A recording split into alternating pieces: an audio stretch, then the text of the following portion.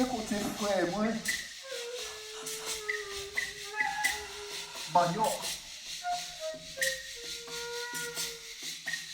Patate. Alors ici, nous sommes au Fort d'Elgrès avec des artistes, encore une fois, comme sur les autres sites. Certains se connaissent et d'autres pas. On a bien compris que c'est l'ADN des créations hybrides et que l'hybridité, qu'est-ce qu'elle convoque? L'idée peut-être que les artistes, chacun, chacune, fassent peut-être un pas de côté par rapport à son écriture, à ses habitudes, à son cadre de création. On n'est plus dans un univers où on développe une écriture seule, mais où on convoque des possibles en commun. Et ce soir, je crois bien qu'ils ont relevé ce défi. 10 jours et des artistes qui finalement ont fait, j'ai envie de dire, poésie avec les éléments. Il a plu.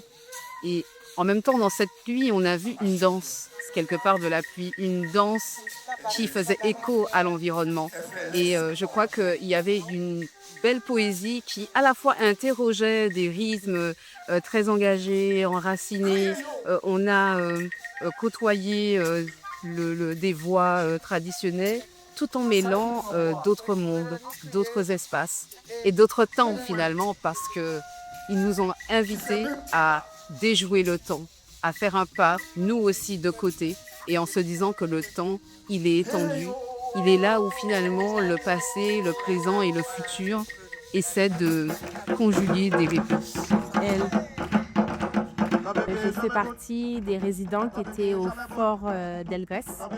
Voilà, donc pendant 10 jours, on a travaillé ensemble. On a appris à se connaître, appris à connaître nos visions, nos dimensions et ce qu'on voulait exprimer chacun.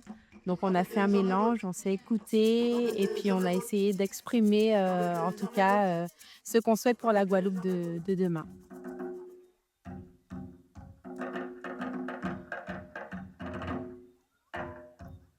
Et je suis venu, franchement, je ne m'attendais pas à ça. C'est un super spectacle qui raconte vraiment un peu l'histoire, ce qui s'est passé, les esclaves, les marrons, vraiment le cheminement, la traversée. Et tout ça a été, créé sur l'instant présent. Il y avait beaucoup d'improvisation parce que je suis musicien aussi, donc j'ai vu un peu. Mais surtout, il y avait beaucoup de plaisir. J'ai ressenti beaucoup de plaisir chez les artistes à le faire parce que aussi, je pense que comme ils ont dit à la fin, c'est pour transmettre, c'est une volonté aussi de transmettre aux générations futures vraiment la tradition, la culture. Et c'est très important, surtout aujourd'hui.